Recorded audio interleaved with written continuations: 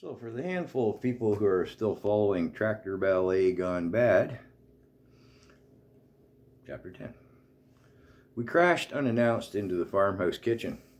Ernie, seated at the table directly across from the door, motionless, mouth agape, eyes wide with his coffee cup suspended in midair. Diane shot to her feet with a gasp of alarm. Her teacup fell from her fingers and rattled about the saucer as tea spilled across the table. Todd must have realized he wasn't in the barn after all as he scurried past Diane. Sorry, Diane. Sorry about your floor, he chattered. What in the Sam hell, Scotty, said Ernie, staring in astonishment at Todd, who was now huddled rocking and moaning on a chair beside the gas space heater in the kitchen corner. We fell through the ice down at the pond, I chattered, gasping and panting, leaning over the counter by the door. Diane collected her wits first and disappeared into the front of the house, calling back, I'll get blankets and such. I sprawled on a chair on the opposite side of the space heater from Todd and fumbled in an effort to get my frozen boots off. Ernie was still staring dumbfounded at Todd. Did you think he'd get his boots off and coat off, Ernie, I asked. My hands are useless. Oh, yeah, Ernie stammered, still gaping at Todd. Realizing he still had his coffee cup in hand, he wavered between another sip and setting the cup on the table a couple of times, gave his head a shake, and setting the cup on the space heater, began to get Todd's boots off.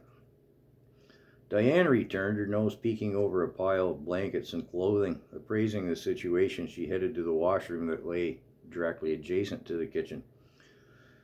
I set fresh duds and stuff on top of the dryer, Scott. Can you manage yourself? Just throw your wet gear in the tub, she summated. Look out, Ernie, she said. Todd will be frozen stiff at the rate you're going. Hastily toweled dry and dressed in warm gear from head to toe, I returned to the chair beside the stove. Diane was struggling to get the jacket off Todd, who was still obviously in shock. Do you think you can manage to put the kettle on, Ernie? Diane asked of a still dumbfounded Ernie. Oh, yeah, he replied, plucking the kettle on the stove. Well, you might want to put some coffee in the kettle, Ernie. Oh, yeah, Ernie said, grabbing the kettle and heading to the sink. Ernie? Yeah? Turn the element on. Oh, yeah. Well, that's the best I can manage, Diane announced, standing back and looking at Todd. Ernie, you'll have to take him into the washroom and help get him into some dry duds. You suppose you could manage that? Yeah, said Ernie. Well, I hope you can manage it better than the kettle, she said with an exasperated tone as she moved the kettle over onto the glowing element. Ernie hovered uncertainly over Todd, seemingly unsure where to begin. Ernie, Diane barked, set your coffee cup down. Oh, yeah, he responded. He picked it up from the stove and was still just, couldn't get his head around everything. Oh, yeah, sorry, he responded, setting his cup on the table. I'm a bit befuddled with all this. Well, you best get unfuddled and right quick, like, she said sternly. That boy's in a bad way. He needs stripped of them wet clothes, and he's not going to want me to do it. Right, Diane. Come on, Todd, Ernie said, hauling Todd to his feet. Sorry about your floor, Diane, Todd chattered, crossing the kitchen with Ernie's assistance as he began to shudder and shake. How are you feeling, Scott? Diane asked, turning to study me as Todd and Ernie disappeared into the washroom. I'm still cold, but okay, I assured her. How come Todd seems so much worse off than you, she inquired. He's been a lot wetter a lot longer, I replied. Pondering this, I'm sure she would have inquired as to how this could be, but just then Ernie emerged from the washroom. He's managing okay on his own, he stated to Diane, cutting off her protest as to leaving Todd on his own.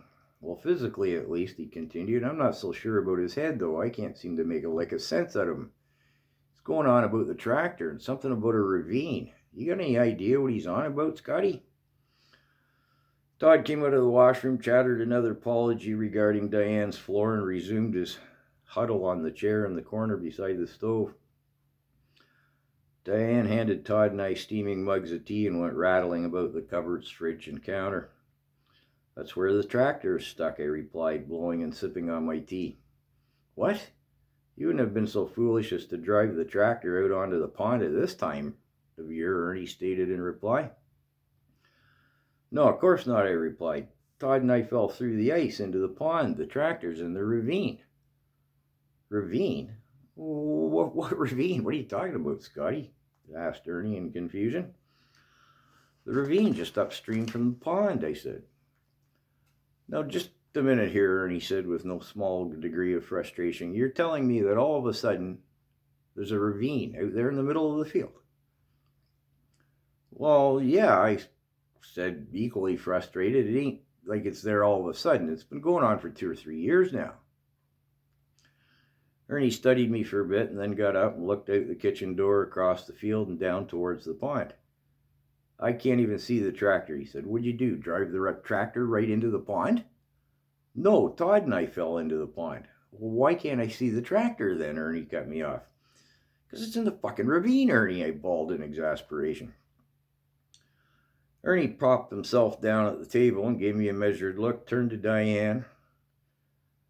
Those two have somehow or another managed to addle their heads in the same fashion. Calming myself somewhat, I gave Ernie the abbreviated Reader's Digest version of what had transpired, how the swamp had filled and caused the nature of the stream to change. The erosion was such to have created the ravine, and summated with a description of the tractor's predicament. Ernie, meanwhile, moved from the kitchen window to the back door and back several times, as neither alone afforded a view of the entire scene. Ernie, Diane asked as I was whittling down, does it lie entirely outside of the realm of possibility that there could indeed be a ravine down there? Oh, anything's possible. I just find it hard to believe. We turned in amazement towards Todd as he said calmly, clearly, and concisely, believe it, Ernie, there's a ravine down there all right, and it's a hellish thing. And then he let out with a big shudder. Ernie's eyes went wide, and pointing at Todd, he said, Diane, I do believe this one here is coming around. Well, that'd be a good thing, she responded. I've been quite concerned about him. What about this one, he asked, pointing at me. Well, other than being a bit agitated, Ernie cut her off. Yeah, but what I mean is, well, he spends more time in your company than mine. Does he seem like his normal self? I shot Diane a lewd wink as she studied me. Yeah, I'd say he's his normal self, she laughed. Well, I guess that's all we can ask for, he quipped, turning towards me. Ain't much to work with, but it's all we got. Oh, bugger you crotchety old fool, I retorted. Ha, you're right, Diane, he is his normal self, Ernie hooted as he planted an affectionate cuff upside my head on the way by. Excuse me. Diane's bustling about the kitchen whilst Ernie and I had gone around in circles, and Todd had sat shivering and shuddering beside the stove, proved to be a mountain of sandwiches and a steaming pot of beef barley soup.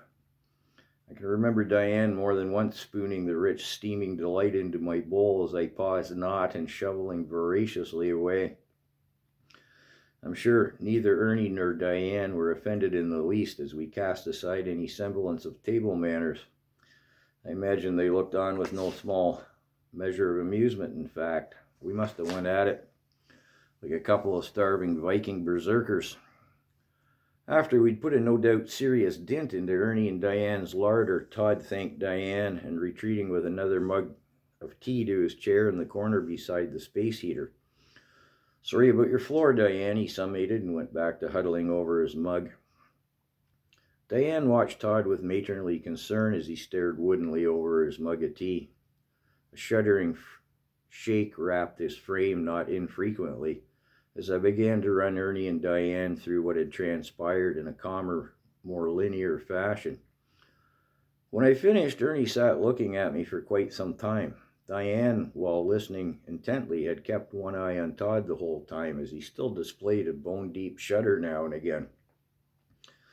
So you're telling me then, Ernie said, there's a ravine down there in the middle of that field big enough to swallow the tractor. So big as you couldn't climb out of it. You had to scale across a cliff, and you had no choice but to cross the pond. At this time of year, Scott, you would cross that pond? His voice trailed off. After sharing a long look, Diane inquired, can there be a hole down there that big, Ernie? I don't know how I was to imagine it, Diane. If it was anybody but Scotty, I'd near have to see it to believe it. We all turned again with astonishment towards Todd as, grinning mischievously over his mug, he said, seeing's believing, Ernie. Put your boots on. We'll take you down there for a look. I guarantee it'll blow your mind. Hellish place it is. Another shutter racked his large frame. Sorry about your floor, he submitted, and went back to staring at his mug. Would you take a look, Ernie? I pleaded. I don't know how I'm going to get the tractor out of there. The old man's going to kill me. Excuse me, I was outside. All right, this I got to see. Give me a minute. I'll go get my long johns on, Ernie declared. I suggest you put 2 pairs on. Ernie, Todd piped up, arising from his chair. Hellish place it is down there. I was half froze the whole damn time. Never been so cold, he said, rubbing his hands over the stove. What? What are you all looking at?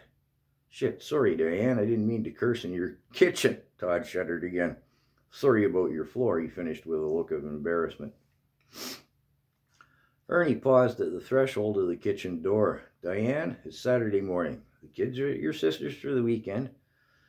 These 2 just came in here half drowned, half froze, near ready us out of house and home. Now I'm going to put my long johns on to go look at a ravine in the middle of the field. Is that right, or am I dreaming? You're not dreaming, Ernie, Diane replied, still studying Todd. I advise 2 pair of them long johns, Todd said again, shuddering over the stove. Well, if I'm not dreaming, I'm hallucinating. Then Ernie's voice faded off as he disappeared towards the front of the house. All right, Scott, Todd said with exuberance, still rubbing his hands over the stove. We'll get your tractor out of there yet. Another juddering shudder ran through Todd, and noting the look of concern in his face, he said yet again, Sorry about your floor, Diane. I don't know why you keep going on about that floor, Todd, Diane said, still studying. I'm sure this old floor's seen many a mess far worse than a bit of dirty water in its time. Sorry, Diane, Todd said, looking a bit sheepish as he failed to suppress another shudder. There's plenty of gear in the pantry, Diane said, as her eyes drifted in seeming reluctance off Todd and towards me. All of Ernie's old work clothes, boots, coats, hats, and gloves. Get yourself whatever you need. See if there's any size 11, Scott, Todd said, still vigorously rubbing over his hands over the stove. Todd, Diane said with a tone of admonishment, you're not thinking of going out there with Ernie and Scott. You don't look to be thoroughly warmed yet. Wouldn't miss it for the world, Diane, Todd responded. Scott, she said, giving me an imploring look. If you and Ernie are just going for a look, there's no need for Todd to go along, am I right? That's right, Diane, I replied, emerging from the pantry with an armload of outerwear. However, I found him on more than one occasion today to be rightly obstinate when it comes to being left behind. Seems to me them horses got more sense than the 2 of you, Diane sighed as Todd and I grinned at each other across the kitchen. I get everything we need from the driving shed, and I'll meet you and Ernie at the big gate, I said to Todd as I bundled up. It's longer that way, but it keeps us up on better ground. All right, now we're going places, Todd replied exuberantly. I do wish you'd consider staying behind, Todd, Diane said, shaking her head. Not a chance, Diane, Todd said, laughing. I'll go down there in my stocking feet if I had to, just to see the look on Ernie's face.